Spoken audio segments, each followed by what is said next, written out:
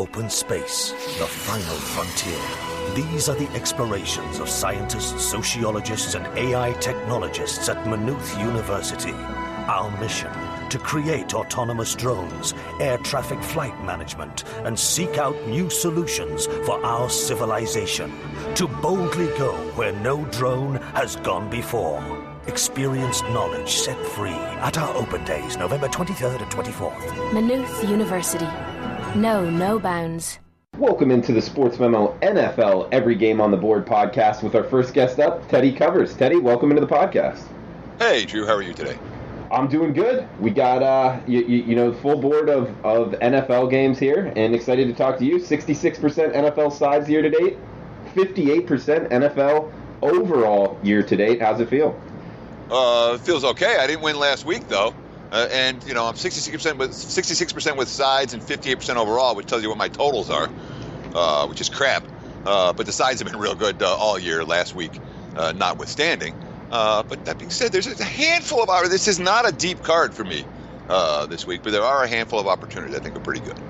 Okay, well, hopefully we can find a few here, and no matter how you're listening, podcast mode on the website, wherever. Hopefully you're traveling safely wherever you're going, or your family's getting to your house safely, and we're helping make your holiday weekend a little bit more enjoyable, and hopefully get you on the winning sides here. Teddy, first game up, 105-106, 9:30 a.m. Eastern kick on Thanksgiving Day, Thursday, November 22nd. We got the Chicago Bears at the Detroit Lions, -3. That's the Bears laying on the road, 44.5 the total.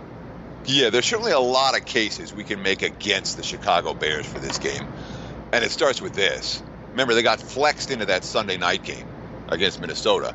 But they are the first team since the merger in 1960. They had to play Sunday night and then play an early game on Thursday. That's as short a turnaround as you can possibly get with travel. Now, it's not cross-country travel, but it's travel nonetheless. So spot-wise, it's difficult for Chicago with this very, very short turnaround. And let's not forget that Mitch Trubisky is banged up, and I mean really banged up. Here's Matt Nagy. What's my sense on whether Trubisky plays on Thanksgiving? Quote, I'm saying cautiously optimistic, but I can't make any promises. I hope he does, but it's a day-to-day thing for us. He wants to play, I know that, yada, yada. Trubisky did not practice yesterday. He didn't practice on Tuesday. Chase Daniel is their backup quarterback. Chase Daniel, of course, who's been with Matt Nagy for many years. In fact, 5 years those two were together altogether. But here's Daniel's quote. I haven't gotten any reps with the first team this year, but it's the same offense that I was in for 5 years, so for me it's mostly the same plays. We got some tweaks here and there, obviously, different personnel, but I know the offense like the back of my hand. And Nagy seems very comfortable if Daniel starts. Quote, I know Chase inside and out. He knows me inside out. If that's the route we go, we keep plugging away, and that's just part of football. If not, it's nice to know that we have Chase. So they're preparing for Chase Daniel, who hasn't gotten, as he said, hasn't gotten the snaps with the first stringers. I'm not anticipating Chicago's offense to be clicking on all cylinders in this ballgame. And the Lions 4-1 ATS and straight up their last 5 tries at home on Thanksgiving. But, of course, the one loss came last year against a good defensive team in Minnesota. And that Bears defense, we saw these two teams play 12 days ago. It was 26-0 Chicago before garbage time, and, Stafford started putting up some numbers. That's what Chicago's defense is capable of doing against a lineup like Detroit. Spot or no spot, hard for me to get to the window with the Lions, knowing that matchup difficulty against what is, if not the best, one of the best defenses in the NFL right now. Great breakdown there, Teddy. A lot of key points you brought up. Chase Daniel, when his name comes to mind, you think a heralded high school quarterback there out of Texas, then played at Missouri. Pretty good career in college. But to tell you the truth, I don't know much about his playing time in the NFL. He's been a career backup. His time remember where Missouri was when Chase Daniel was their QB. Missouri was a top 10 team. Mm-hmm. Yeah. But at the pro level, he's been, he's gotten his spot starts, but he's never been the full-time starter anywhere. And then you also bring up the travel spot. It obviously a tricky one here as far as the handicap. Sunday nighter to Thursday. That's the shortest you can have in NFL. So I'm guessing, is this the shortest, at least on your records in NFL history? Like I said in the analysis, since the merger in 1960, no team's ever played on Sunday night and then the early game on Thursday. Okay. Man, so it's a unique travel situation. And you say, well, is it that big of a difference between Sunday night versus Sunday afternoon? Yeah, it is. For prep on a short week, it is. When you talk about breaking down film and all of that stuff and recovering from injuries, it is less advantageous to play the Sunday night game. I'll just put it that way. A much shorter turnaround and much less time for the staff to do what they need to do to get the team prepped. Absolutely. That's a good point. And it matters more because the less days. It's a higher percentage. It's a half a work day on a short week. That can mean a lot. Let's move on down the card. We got 107, 108. Washington at Dallas. 40.5 the total, Teddy. 7 Cowboys laying at home. Yeah, and we're still seeing plenty of 7.5s. A handful of 7.5s out there, mostly down to 7 now. There's been a lot of Washington money early in the week, and of course that has a lot to do with I think 2 factors. One is the markets look to me to make a pretty big adjustment for Alex Smith to Colt McCoy, and I adjusted. I think was it a point and a half? A point and a half or 2 points, and that might be much. McCoy can play. McCoy's been in this. Again, it's like Daniel being in Matt Nagy's offense. McCoy's been in John Gruden's offense for 5 years. He's played this backup QB role for Washington. He knows what they want to do. The staff appears to be very comfortable with him. And it's not like Alex Smith was lighting anything up. So from a actual adjustment standpoint, I take the under. How much the transition from Smith to McCoy is actually worth.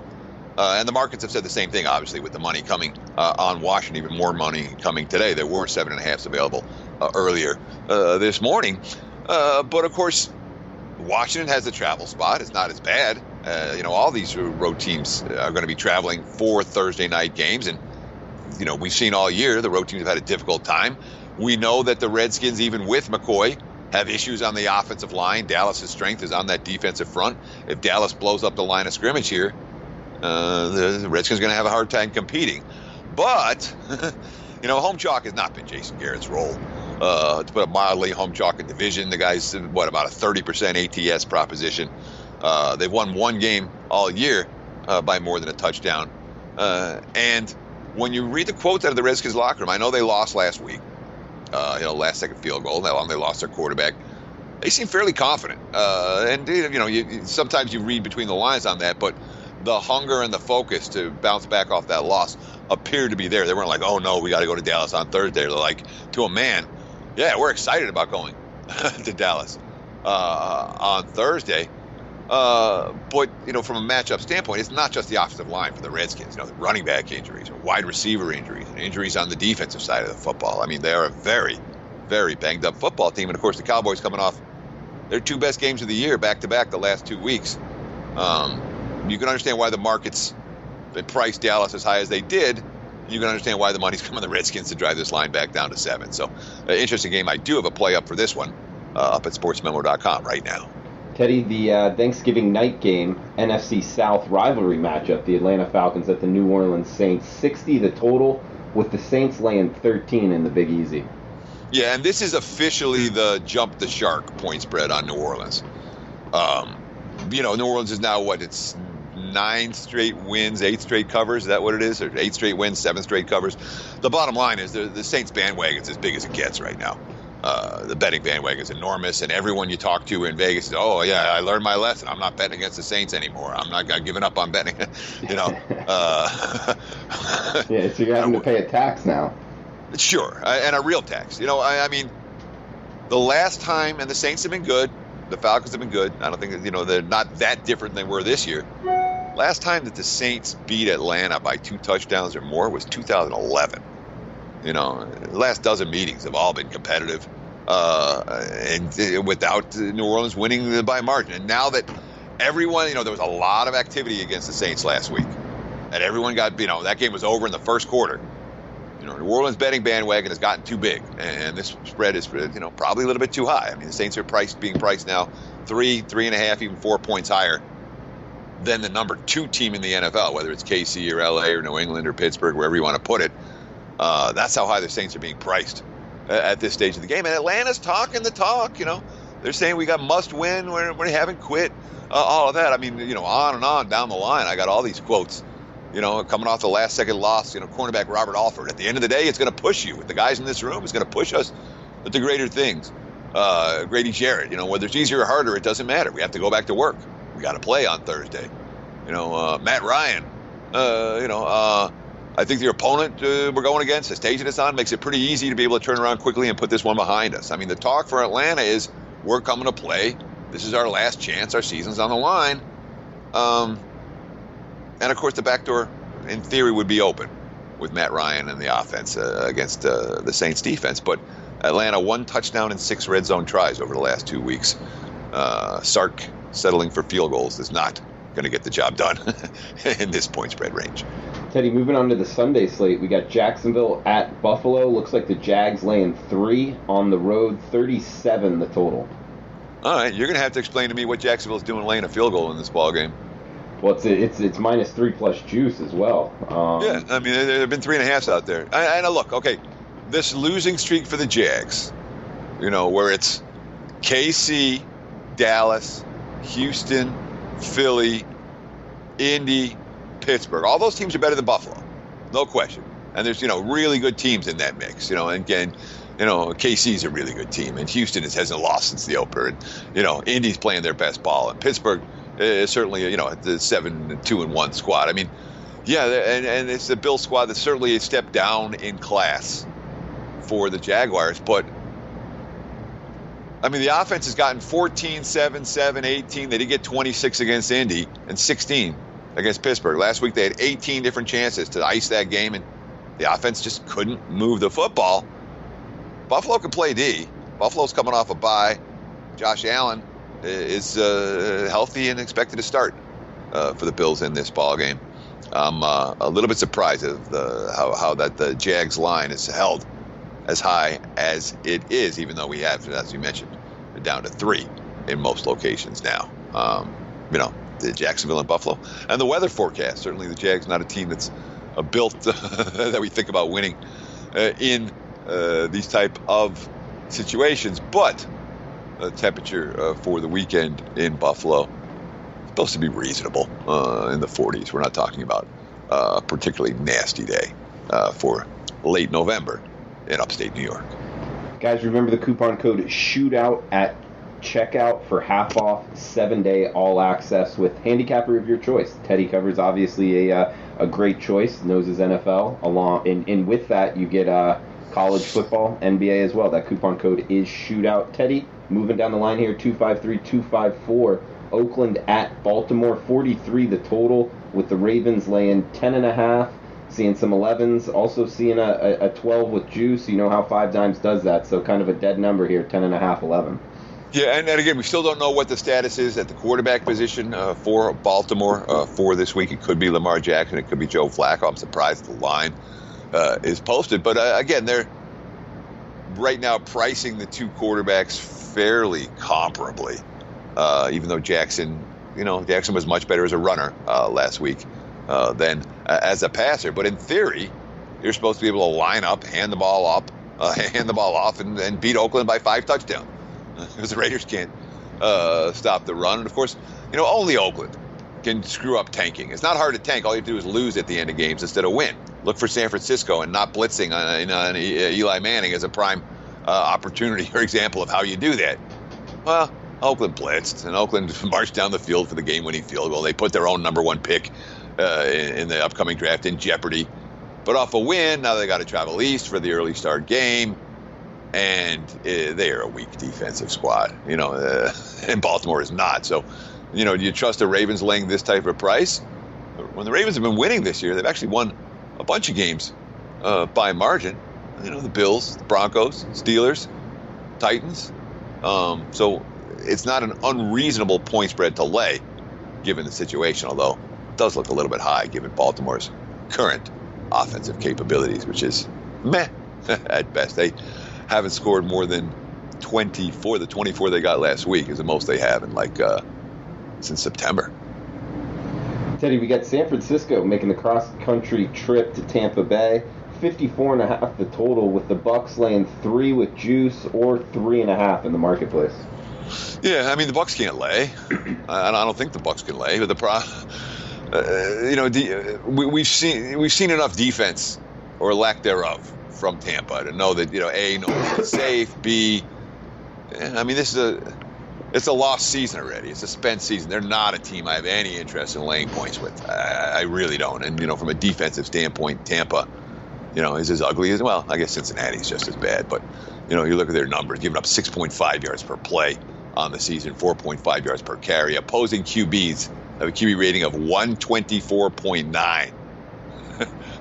You understand? Yeah. That's off the charts.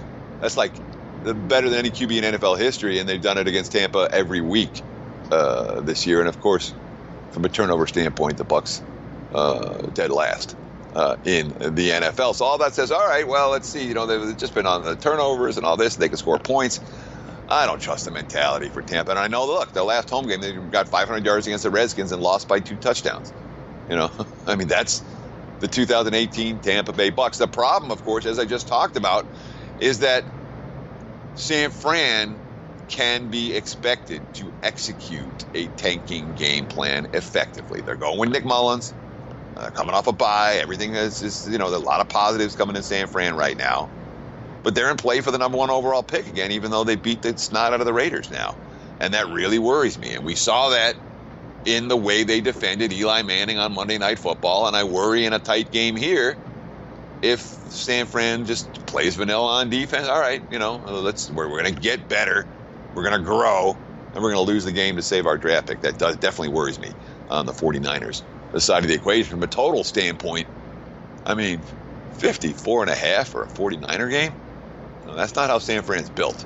But obviously, anytime you're taking it under in a Tampa Bay game, you're taking a leap of faith. I'm trying to see so they didn't have that. Yeah, the Niners had that one shootout against Green Bay. I think that's the only game since the beginning of October that they came close to a total this high. Teddy, NFC East matchup here. New York Giants at the Philadelphia Eagles. 46 the total, with the Eagles laying pretty much 6s at home.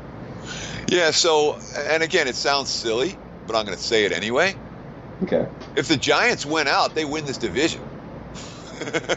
Yeah, that's kind of the Giants crazy. Are playing for something right now at 3-7. They got the Eagles, they got the Redskins, they got Dallas, they got all 3 of their teams, and nobody's taken over this division. Nobody's any good. Yeah, okay, they got to beat you. They got Chicago at home, they got Tennessee at home, they got to go to Indy. It's not insurmountable, and all of a sudden it's 2 straight wins for the Giants. Now again, it was San Fran and Tampa. They didn't dominate either game. They did their best to blow it against the Bucks, but the path is there for the G-men.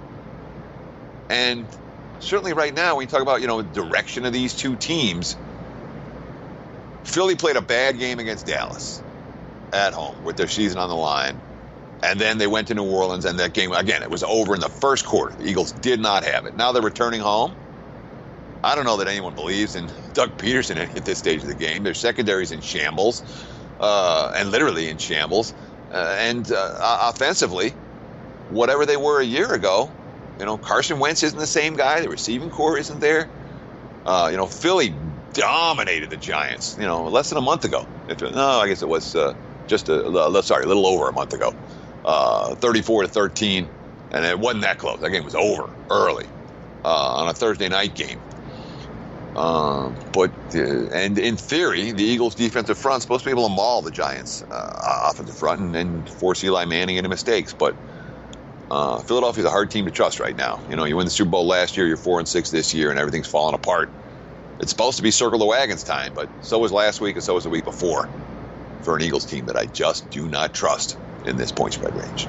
All right, guys, we got 1 game left here, and remember the coupon code SHOOTOUT at checkout. We got a package 7-day all access, so you don't have to always keep checking or anything. You just get the email when your handicapper releases the play, and go in, log in, make your bet, and that is SHOOTOUT, the coupon code for half off 7-day all access package on sportsmemo.com. Last game here, Teddy, for this segment. Then we'll bring in McGinnis to finish off the NFL card here. We got Cleveland at Cincinnati, 47.5 the total, with Cincinnati laying 3 with some juice at home. So we talked about the Bengals defense being historically bad.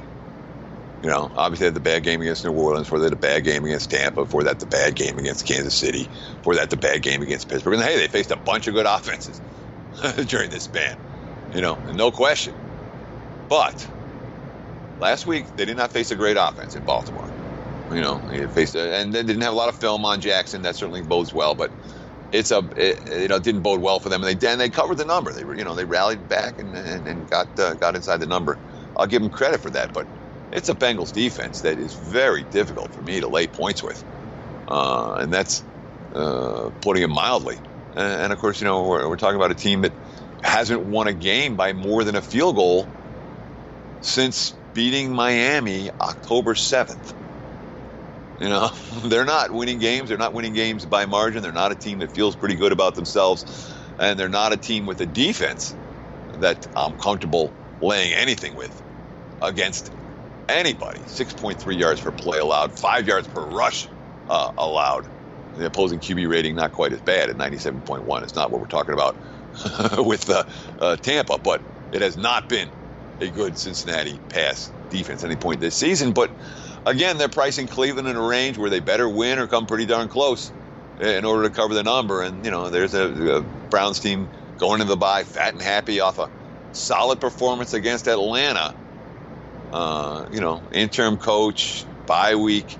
Sometimes you like these spots. I might have liked it better for Cleveland if they were coming off a loss, not coming off a well-played win. That makes me a little bit nervous about the Browns. And again, it's Cleveland in a game that they're going to have to win or come close, and the Browns don't win a whole lot of ball games, 4 over the last 3 seasons. Teddy, you had a full work week on the podcast schedule and a shortened week. You just did, your 3rd episode in 3 days? You feeling all right? Yeah, dude, I'm ready to go tomorrow. If you want to go, Turkey Day, man. Let's skip Turkey and just do podcasts all day. All right, man. Yeah, NFL opening line report. You can listen to that at Sportsmemo under the tab podcast there. He also did the college football every game on the board podcast yesterday. Now today's NFL every game on the board podcast. 66% NFL sides on the year. And guys, the coupon code is SHOOTOUT for half off 7-day all access. Happy Thanksgiving to you, Teddy. Any plans you want to throw out on the podcast? What you're up to? Yeah, we got family around, dude. This is it's a fun weekend. I'm one of those guys who actually likes my family, so it's not pulling teeth. It's a good time, and I don't get to see them much. And of course, one of the advantages that I'm not traveling this year, so I get to be in my office at home doing what I want to do when I need to do it, which I think will bode well for the clients over the course of the next 4 or 5 days. All right, good stuff, Teddy. Happy Thanksgiving to you. He's got his Turkey Day Massacre up on sportsmemo.com. Check that out. Also, college football, NFL for the weekend with Teddy covers. Guys, we'll be right back with Andrew McGinnis to finish off the NFL Every Game on the Board podcast. Open space, the final frontier. These are the explorations of scientists, sociologists, and AI technologists at Maynooth University. Our mission: to create autonomous drones, air traffic flight management, and seek out new solutions for our civilization. To boldly go where no drone has gone before. Experience knowledge set free at our open days, November 23rd and 24th. Maynooth University. No bounds.